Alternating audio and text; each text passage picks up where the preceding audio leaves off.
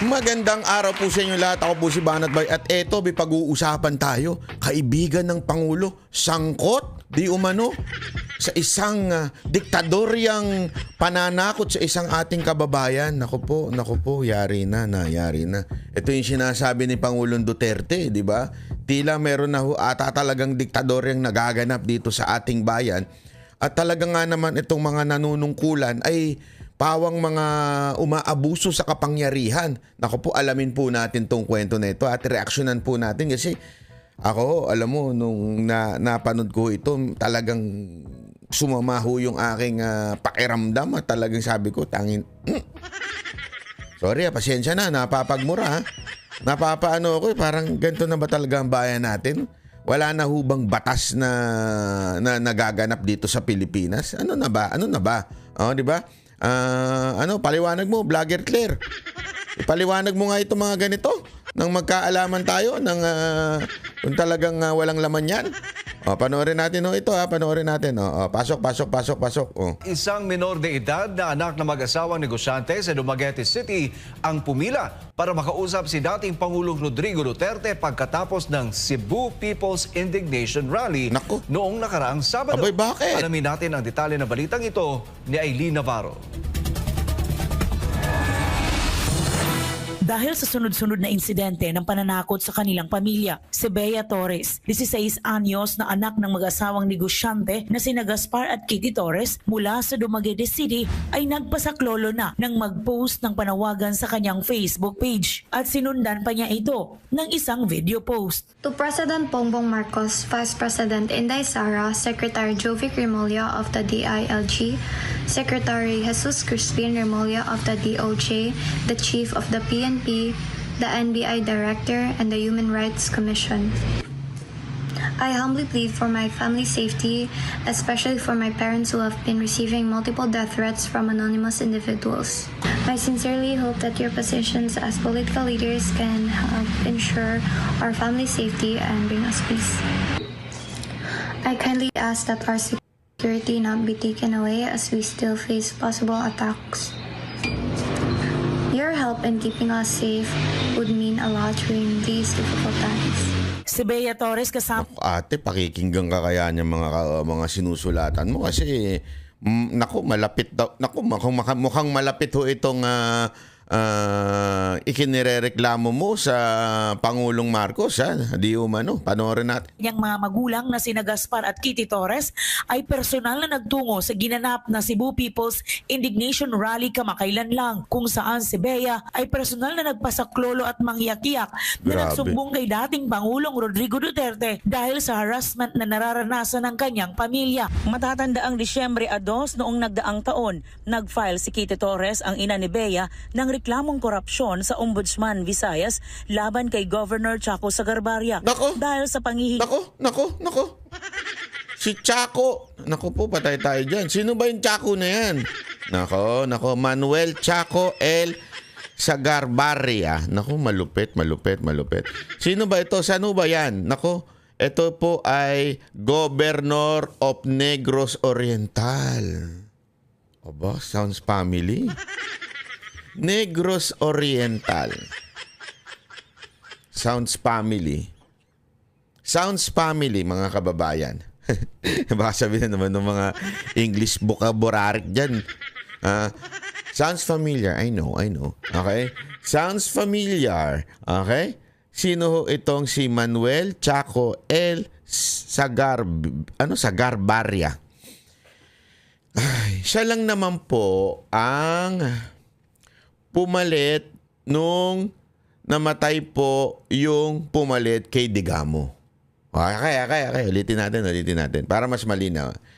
Following the assassination of Governor Ruel Digamo, March 4, 2023, alam naman natin may karumal-dumal na nangyari diyan sa Negros wherein namatay po ang kanilang governor. Malupit ang sabihin, ito ay matinding pangyayari. Ito ay nationwide na nangyari, pinatay. At pinagbintangan ng mga Tebes. Sabi nga nila, in every crime, you should check the motive. Diba?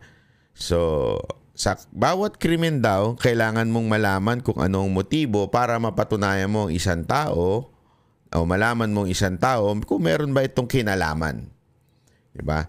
So si Digamo namatay. He was replaced by si Carlo George Joan Guido Reyes. Assumed the governorship of Negros Oriental. Ibig sabihin, ang pumalit po ay si Reyes, Governor Reyes.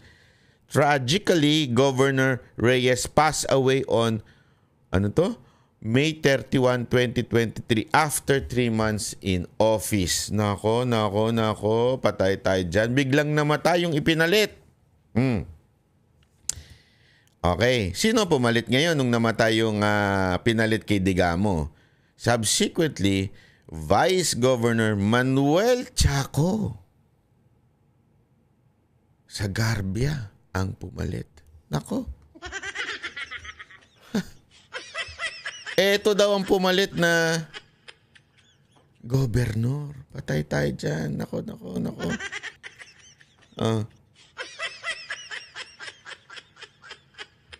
Eto para lang wait lang alamin lang natin. Anong kinamatay ni Governor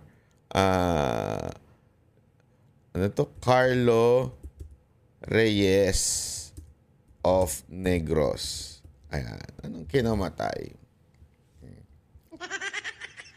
Banat bay naman. Masyado ka naman. Dahil sa isang karamdaman. Ayan. Bagaman, kinumpirma ng opisyal lalawigin ng kanyang hindi sila pinahintulutan. Nako. Ha? Bagamat? Kinumpirma ng opisyal ng lalawigan ng kanyang pagpanaw, hindi sila pinahintulutan ng pamilya na isiwalat ang mga detalye tungkol sa kanyang sakit at pagkamatay.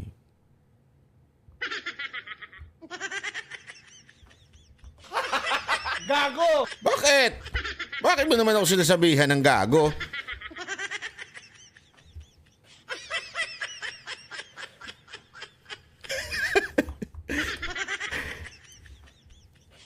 Alam mo lang, tumatakbo-takbo lang yung isip ko. Pero, sige, tuloy natin. Basta, after 3 months na pumalit ni Governor Reyes, after 3 months, pumanaw ito at pumalit ho ito. Anong dahilan ng pagpanaw? Dahil daw sa sakit, pero hindi na detalye. Okay. Sige. Tuloy, Banat Bay, ha? Tuloy mo lang. Easy. Tuloy mo lang. Umano ng tig 500,000 piso kada quarry operator na kliyente nila kapalit ng permit to operate. Nako, meron daw siyang allegedly kinikilan na 500,000 pesos kada operator ng quarry. Nako.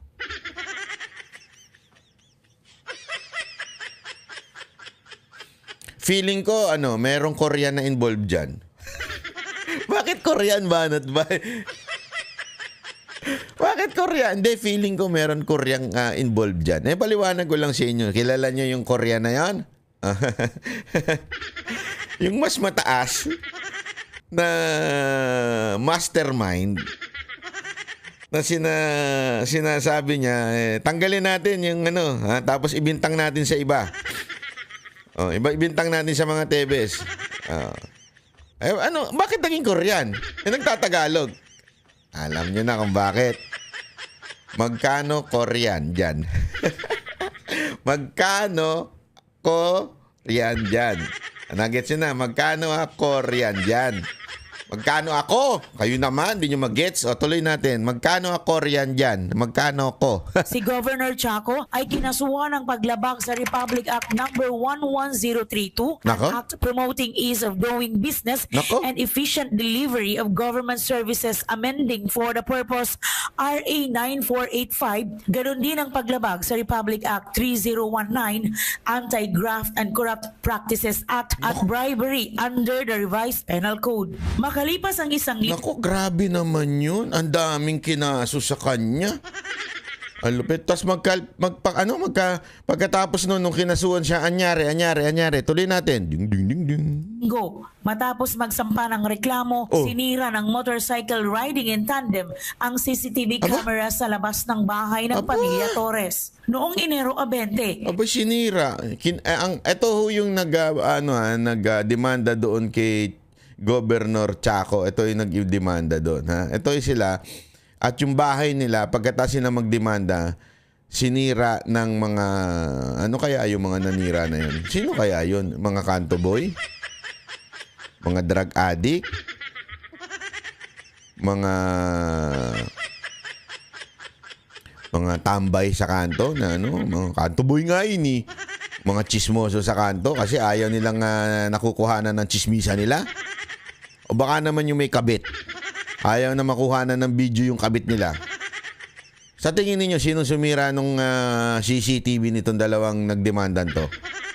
Okay na lang sumagot. Nalaman ng mag-asawang Torres na pinaimbestigahan sila sa pamamagitan ng isang Kiefer Saga na sumulat sa DENR upang kumpirmahin kung accredited ba ng DENR si Gaspar Torres na isang processor ng ECC at iba pang DENR permit. Sa dokumentong hawak ni Kitty Torres, napatunayan na nasa listahan ng Environmental Impact Assessments Practitioners Application ng EMB7 si Gaspar Torres.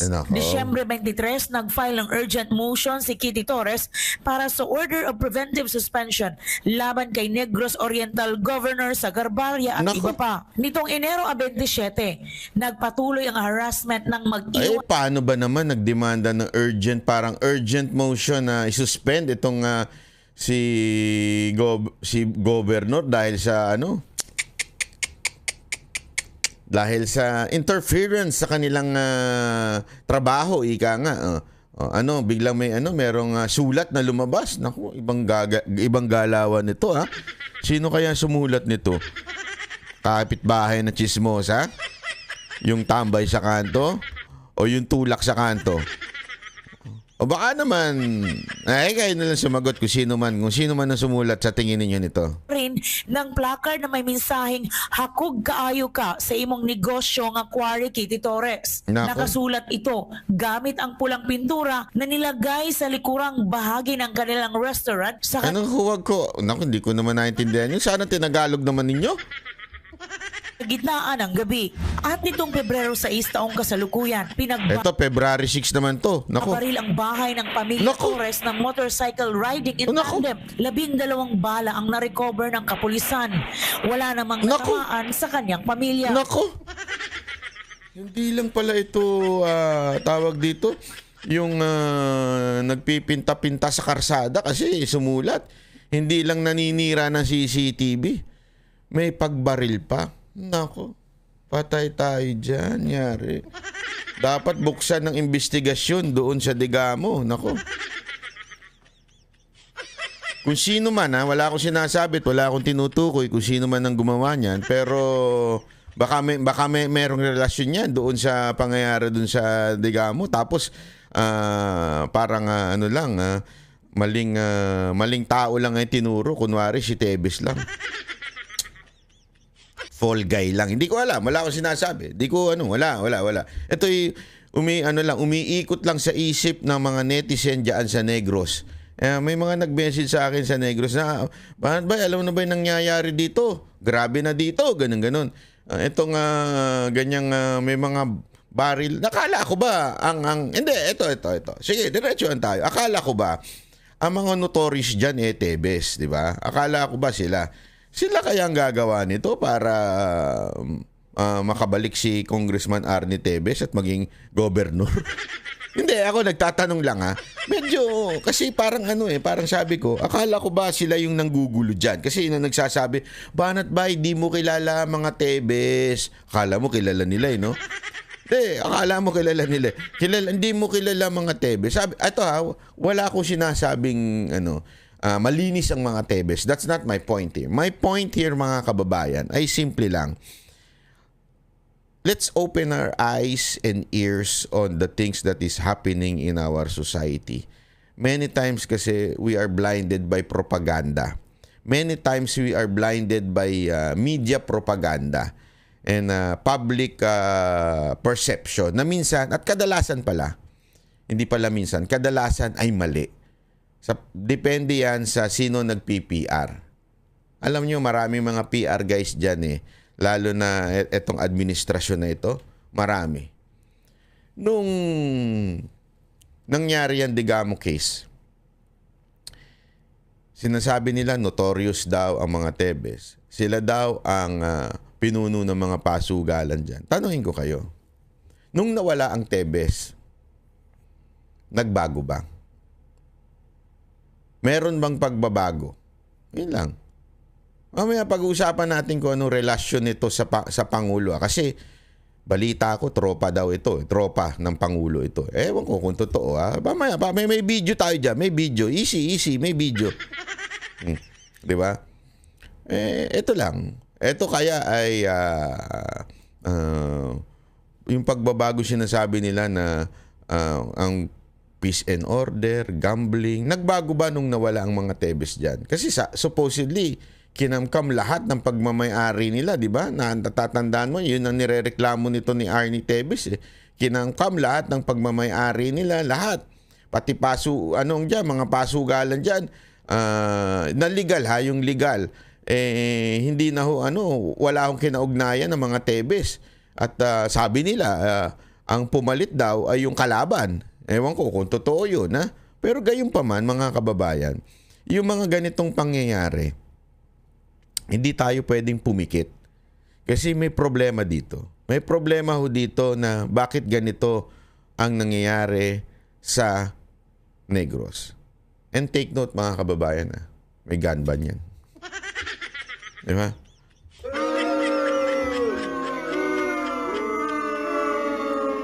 Kaya, segue ako ng kapiraso. Kaya yung sinasabi ng isang abogado dyan, yung bobong abogado na walang kaso, o kung may kaso man, puro talo. Yung abogadong bobo dyan, pangalanan nyo na lang din, yung pangalan ng bobong abogado na yun. Nasabi niya kasi, nagsabi ako sa isang Facebook post ko na may isang merong isang, may patakaran ng gobyerno, yung gun ban, ay wala hong na idudulot na maganda. As a matter of fact, nakakasama. Bakit? Dahil ang mga kriminal, hindi naman po sila, wala ho silang lisensyadong mga baril. Ang mga baril ho ng mga kriminal ay mga hindi lisensyado. Okay? Loose firearms, ika nga. And they do not respect whether may gun ban o walang gun ban, hindi sila magdadala. No. Kasi nga walang alam ho itong abogadong to pagdating sa probinsya. Sa probinsya wala ho yan. Gun ban o may gun ban, lalong-lalo na doon sa mga magugulong lugar. Wala akong pakialam ang mga kriminal dyan. Bibit-bitin at bibit-bitin nila yan. Sino ang tinanggalan mo ng baril during gun ban? Yung mga taong responsable at dapat proteksyonan nila ang kanilang sarili na naayon sa ating konstitusyon. Ulitin ko. Ito po ay naayon sa ating konstitusyon na protektahan ang ating mga sarili. Di ba ho? At ito ho ay legal, responsable. Maayos po ang kanilang ang ginagawa. Sila ang tinanggalan ng baril. Nung pinost ko yan, sabi nung gagong abogado na yon, sabi niya, mali ka naman kasi may mga warlords. Ang iniiwasan sa probinsya ay yung mga warlords kasi sila yung mga nagbibitbit ng baril. It's not just the criminal. Yun, nagmamagaling yung takang abogado na yun eh. Napakabobo ng abogado na yun. Tanungin ko kayo, kaliwat kanan na nakikita nating patayan sa mga probinsya, na dulot yan ng mga warlords, dulot yan ng mga political gangs. Diba? Mga politiko yan eh. Sa probinsya, di ba, meron pa isa, vice mayor, binaril habang nag-i-speech. Tanungin kita, dahil ba dun sa gun ban, nabawasan? Hindi. Dahil sa gun ban, yung mga security, nawalan ng mga baril. Totoo yan. At yung mga taong kailangan ng protection sa sarili, nawala din. Bakit? Gun ban eh, sumusunod sila eh. Pero yung mga kriminal, hindi. Ganong katangay ang abogado na yan by arguing na nakakatulong daw yung gun ban. At yung sinabi ko daw ay mali. Tingnan nyo nga, ito ay sa mga prueba eh. Walang nadudulot na maayos yung gun ban. Ang tinatanggalan lang ng protection yan ay yung mga responsableng gun owners. Ito ang pangalawang strafing incident. Una nang na-strafing ang kanilang bahay noong Abril 23 nitong nakaraang taon. Matapos si Kitty Torres humarap sa Senate hearing, may kinalaman sa kasong pagpatay ng isang media man sa Dumaguete City. Kamakailan dumulog na sa Commission on Human Rights ang mag-asawang Torres, ganon din sa Ombudsman Region 7 at sa NBI. Sa ngayon, ang mag-asawang negosyanteng Gaspar at Kitty Torres ay binigyan ng PNP ng 2 gwardya upang masiguro ang seguridad nito. Subalit pilit ring pinapatanggal ng kalaban niyang anyay nangaharas sa kanila. Ano daw? May guard, pero sino nagpapatanggal? Binigyan siya na ng protection, ano yun matik yun pagka ikaw ay may bibigyan ka ng gobyerno o kahit depende yan. Depende yan. Alam mo naman si Marbil may sariling mundo yan Kaya nga 'di ba yung mga lehitimong may death threat na Duterte supporter, mga lehitimo ito, ito may mga papel ho ito mga ito When you say lehitimo, back up ho ito ng dokumento. Walang pakialam si Marbil dyan. Basta Duterte supporter ka, tatanggalan ka. And I know a lot of people tinanggalan niya because Duterte supporter. Ayoko na lang pagpangalan kasi para hindi mabulgar yung kanilang mga threat. Pero tinanggalan ni Marbil. Bakit? Ang sabi niya, bakit may yan? May PSPG yan. Ganun yun. Kahit na, kaya, alam mo, sa totoo lang, dahil sa ginagawa niyang yan, pinapakita niya talaga na diktador sila. Diba? Eto, binigyan niya. Pero pinatatanggal naman nitong accusation nila, hindi accusation ko, accusation nito mag-asawa, pinatatanggal daw nung gobernador o yung pinatatanggal nung kalaban nila. Yan ang ina-allege nila. Nang dahil lang sa kaso na final ko against sa kanila, okay lang kung ako at saka yung asawa ko, may mga anak kami dito sa loob ng bahay namin, Miss Ai. So ngayon ang panawagan ko, diretso na ako kay PNP Chief Marbil at saka kay DILG Secretary. Alam ko naman, tatay din sila. Sabi nga ng anak ko, Mama, I write sa sinulat ko yung letter doon kasi desperate na daw siya, nanawagan daw siya na sinasabi niya, PNP Chief, tatay ka naman, please po, tulungan mo kami kahit hindi mo naman ako anak. Bagamat puno ng pag-aalala sa kanyang pamilya, sakit doon, ang Brad. mag-asawang Torres na makakamit rin ito ang hustisyang nararapat para sa kanila. Ang tanggapan ng SMNI News Visayas ay bukas para kay Governor Chaco Sagarbari. Governor Chaco, ako din, bukas din ako sa inyong sagot. Tungkol dito sa accusation ng mag-asawa na ito. Alam nyo, medyo mabigat po yung accusation na ito dahil inaakusahan kayo ng mga tulad ng pagtanggal ng CCTV, yung pagsulat-sulat, inaakusahan kayo. Tapos yung tao nyo daw yung sa pagbabaril-baril. So matinding akusasyon yan. Plus yung pangingikil nyo pa. At pati yung mga kaso. So kung kayo ay open po ako na na kayo ay marinig ang inyong panig kung gayon din ang SMNI, di ba? Pero itong balita na ito medyo nakakaano ito. Bakit to kanyo? Sino ba itong si Governor Negros Oriental Manuel Chaco Sagarbarria, di ba? Sino po ba ito? Ito'y tila malapit sa presidente.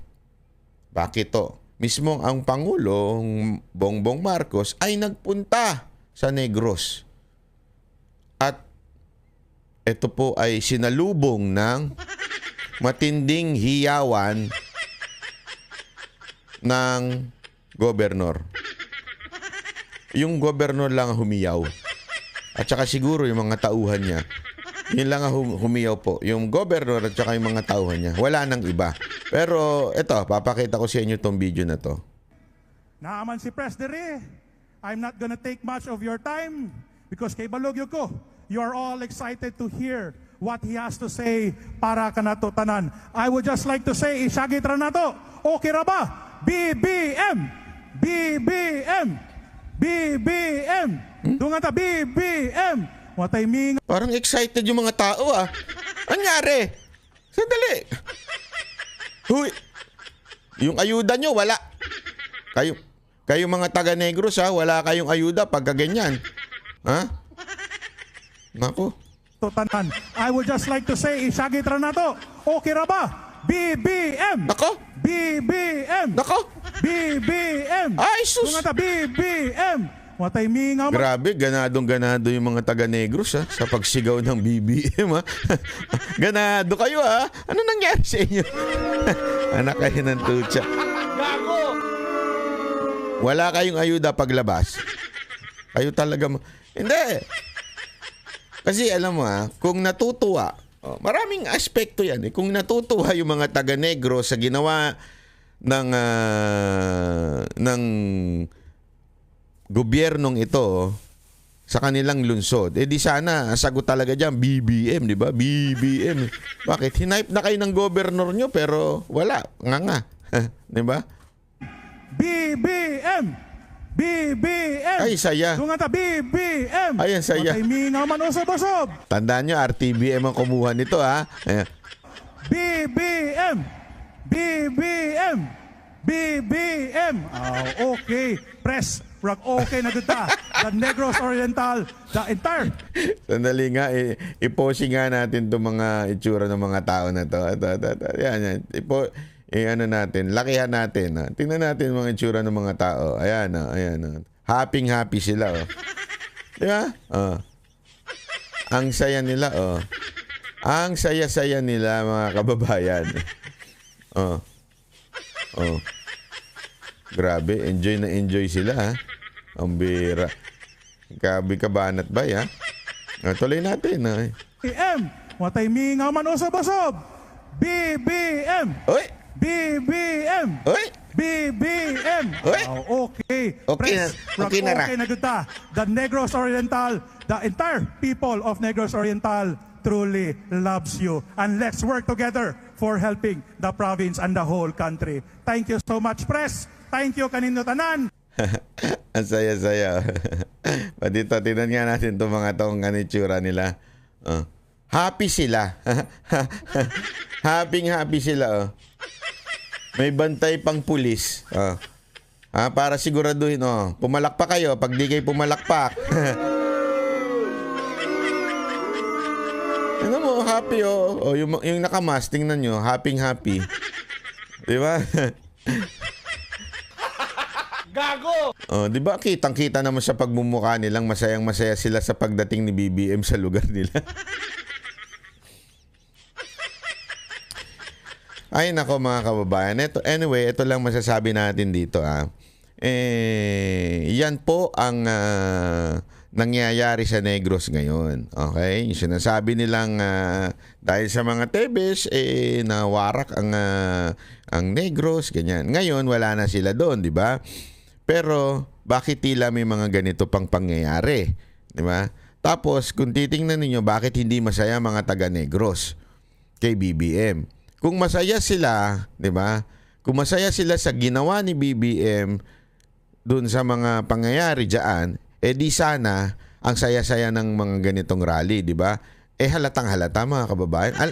I-compare nyo naman yan doon sa Cebu na naganap. Nakitang-kita ninyo kahit mga taong talagang naghihiyawan, kusa diyan, pinasisigaw na sila, ayaw pa rin. Diba? So ano ibig ko lamang pong sabihin noon mga kababayan? Simpleng-simple lang. Palpak ang administrasyon na ito dun sa ginawa nila sa Negros. Hindi lamang po yun. Ano kaya ang kinaugnayan ng presidente dito sa tao na ito? Kasi parang malapit sila. Mantakin mo, pinuntahan pa sila ng presidente. Talagang personal na pinuntahan. Tapos parang close sila nung kanilang governor. Itong si Chaco, di ba? Parang close na close sila. So ano kaya ang kinaugnayan ng presidente natin dito sa mga pangyayari na to? Bakit? Sabi nga nung alleged nung mag-asawa, pinatatanggal pa yung security. Sino bang commander-in-chief ng PNP? Aside from the direct person who approves the security, direct po ang PNP chief po ang nag-approve, pumipirma ng security ng tao. Kunwari merong lalagyan. Ang PNP chief. So si Marbil. Kaninong tao si Marbil? sa presidente. So, bakit tila parang close sila nito? Sa tingin ninyo mga kababayan, close kaya talaga sila nito? Meron kaya silang kasunduan? Meron kaya silang kaibigang Koreano? Alam niyo na yung Koreano, di ba? Nakakwento ko na sa inyo. Oh. Ano ang kinaugnayan nito sa ating Pangulo? Mr. President, this is what is happening to our country, Mr. President. Baka pwedeng gumawa na ng vlog. Yung bago mong Yusek na maingay dyan. Ipagtanggol ka na. Kasi tila Kasi sinasabi nila na parang ako, naniniwala ako. Talagang etong Yusek na ito, she was hired kasi weak ang personality ng presidente. Sobrang weak ng presidente. That's why she was hired kasi maingay ang bibig, strong, kung bumanat, talagang walang manners, parang hindi opisyal. 'Di ba? Totoo naman parang hindi opisyal, parang ang vlogger ang datingan Wala namang masama kung ikaw ay vlogger at ganyan ka. That's normal. Walang problema 'yun. Oh, kaya lang nandiyan ka pero yung mga pinapakalat mong fake news medyo hindi maganda. Kasi kita naman natin, di ba? May mga sinasabi ka na hindi safety sa Davao City at kasalanan ni Pulong. Hindi mo ba alam na wala na sa kapangyarihan ni Pulong ang mga pulis ng Davao City? Pinagpapapalitan pa ng tao ni Marbil yung mga supposedly RD doon. Hindi pala RD. Chief of Police. Diba? Ilang beses yun. Yung isa nga, di tumagal ng araw Pinagpapalitan. Pag nalamang merong kinaugnayan sa mga Duterte, pinagpapalitan. Pati yung mga pulis, pinalitan din po. So, tapos sasabihin mo may direct connection with Baste, Duterte. Wala. Diba? Yun lang. Fake news na fake news ka na diba? Tapos sasabihin mo yung pagsita ni BP Sara Duterte na corruption dapat tinitingnan yung tatay niya kasi sinasabi mo na binalita na ito yung most corrupt na presidente. Di ba? Hindi ka ba nagbabasa? O sa bundok ka lang talaga nakatira? Alam mo ba sa Guinness World of Record kung sino ang may record? Hindi, para lang sa kaalaman mo. Baka kasi hanapin natin yun. Guinness Book of Records Most Corrupt. Alam mo ba kung sino? Si Duterte ba? Hindi. Baka lang hindi mo alam kung saan yun. Papakita lang natin. Noong 1989, kinilala ng Guinness World Records si Ferdinand Marcos bilang pinakamalaking pagnanakaw mula sa pamahalaan. Hindi po ako nagsabi niyan. Gayunpaman, noong 2022, napansin na ang talaang ito ay tinanggal mula sa kanilang website. Nabili? Nabayaran? Ano nangyari? Bakit ganun? Marcos' greatest robbery record disappears from Guinness website. Published March 14, 2022. Anuhin po natin yan. Nandyan lang po yan. I-google nyo po. So, ibig sabihin po nun mga kababayan, ito po talagang Yusek na to ay talagang nagpapakalat po ng fake news. Kaya sana po ay panoorin nyo po muli ang ating mga susunod na videos. Maraming salamat po. Ako po si Banat Bay. Yan ang banateros, boses ng ordinaryong Pilipino.